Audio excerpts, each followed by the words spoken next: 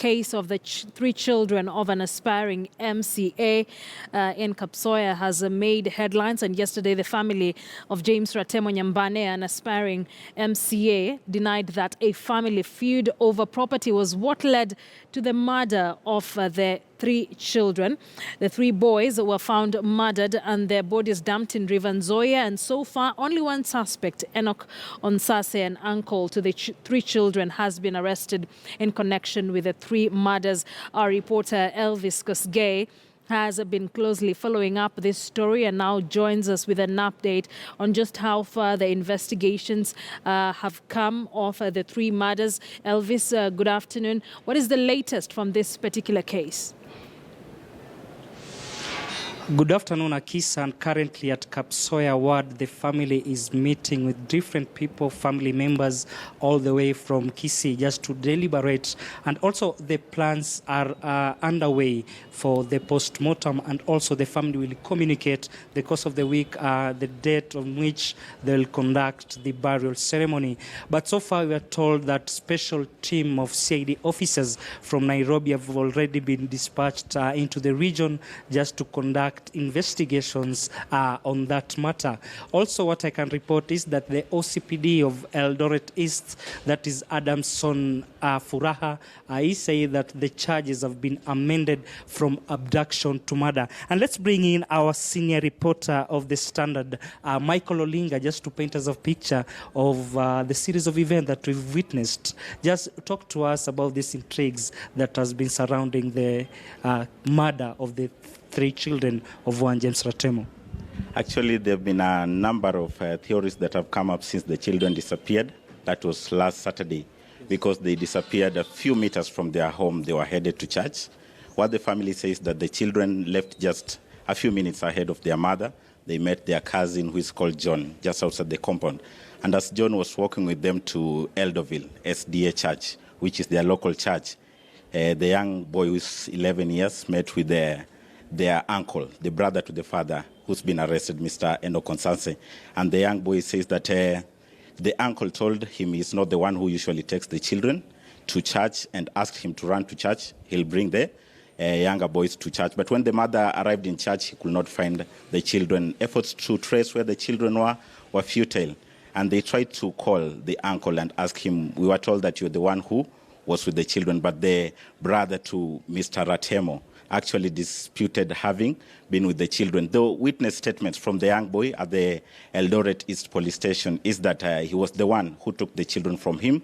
And also there's another witness who recorded a statement at the same police station, and he says that he met with the suspect at Eldoret town in a stage called Mosop Stage, just adjacent to Sirikwa Hotel, yes, where he saw the uncle with the children, but he thought that maybe they are his children because he was familiar to the uncle. They once worked at a workshop which belongs to Ratemo when the brother was still in school. And the other theory is that the family actually is disputing there being any land feud that could have led to the killings of the children, the brutal killings of the children. They are saying, as far as they know, there's never been a property feud in the family. And the family spokesperson, Mr. Charles Nyamoya, who is a lawyer in Eldoret, has clarified that Mr. Ratemo was actually born here in Wasingishu. He's been raised in Wasingishu. Even his father does not have any ownership of ancestral land that is claimed to be in Kisii. And so they are saying that speculating the angling or narrowing the angle to a family feud is actually limiting the scope of the investigations, and it's hurting to the family. What we got on Saturday is that the mother to the children, Mrs. Ebi Isaji, who's the first wife, actually Ratemo has two wives, the first wife, Ebi Isaji, who lost all his children, yes, say that he received a text message. Okay. Before that, Olinga, Ebi Isaji claimed that she received a malicious text message from one Enoch Onsase, who's also the suspect and the uncle to the three kids. And there have been wrangles before. When we talked today to James Ratemo, he claimed that there have been wrangles between Ebi Isaji and Enoch Onsase, basing it on maybe, let's say, family feud. So then thereafter, Ratemo is claiming claiming that the police have not done anything to convince him that they're really investigating the matter. What Ratemo did is to hand in Enoch Onsanse to the police officers. So far, we've not received anything. Yeah, Mr. Ratemo is actually concerned and is saying they are narrowing the scope of investigations because what he testified himself, he said that the brother, Mr. Enoch Onsanse, the chief suspect in this matter, had a difference with his wife. The difference came up at one point where Mr. Ratemo had hired a maid. And then Mr. Enoch Onsanse befriended the maid and even impregnated her. It was like a marriage affair. And at some point, the two differed. So when they differed, Mr. Enoch thought that Mrs. Isaji, the mother to the 3 slain children, could have played a part in it. So actually, they were not in good blood. And that's why she was saying that she had received threatening and malicious messages from Mr. Enoch Onsanse. And that's what Mr. Ratemo is also asking. It should not be left out in the investigations because when we just have it diverted to the issue of land feuds, he's saying that it's also important to be noted what could be the motive, actually. Could it be something related to the difference between his brother and his wife? Because something that we are also seeking answers to is that the children of the second wife had passed the uncle while they were going to church, just a few minutes ahead, and they were not hurt or they were not arrested by the guy. So what Ratemo is saying that the diversion is actually hurting the family.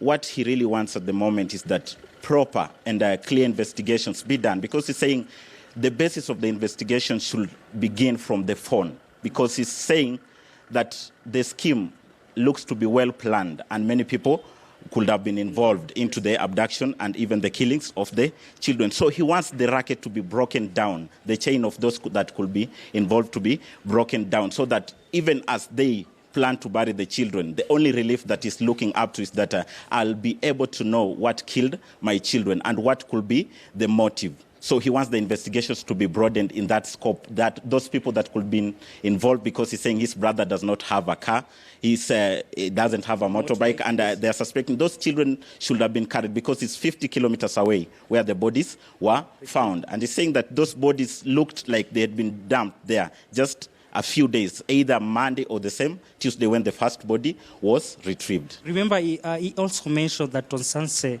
was there on Saturday evening together, so he ruled out any wrongdoing from his brother. Actually, we cannot say that he ruled out any wrongdoing. What he's saying is that the brother was there in the morning where he was seen with the children, according to his nephew, the son, to his sister, Johnny. And he's saying the brother switched off the phone in the course of the day, but in the evening at about 7 p.m., he summoned him to his home and asked him, where are the children? So he's saying the only reason why he presented his brother to be arrested by the police is that he was denying he ever saw those children. And the witnesses say they saw him with the children. So he was left with no option but have him presented to the police and try to say where he had taken the children. Because he's saying if he could have said even maybe he saw the children but he did not know the direction they had gone, it will be another story. But here they had to compel him and ask him to say where the children was because he was there on Saturday evening and even Sunday morning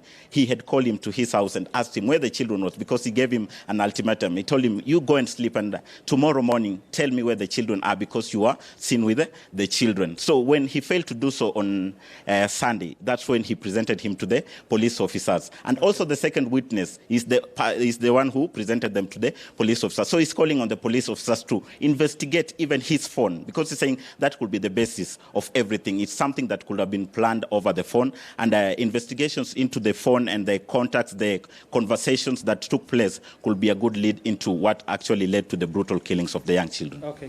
Thank you very much. Akisa, you've heard from my colleague, Michael Olinga, just giving us a perspective of what surrounds the death of the 3 kids who were abducted, then murdered, then their body retrieved in River Nzoia at Moi's Bridge area. This is around 50 kilometers away. So tomorrow we are expecting Enoch Onsanse to appear before the Eldoret Law Court after we've told that the charges were amended from abduction to murder. We'll keep you posted on what will be happening from this region, Akisa. Definitely. Thank you very much, Elvis. Elvis Koskei there live from the Kapsoya ward as they dig deeper into that case. And from what we've seen, there are a number of theories surrounding the death of these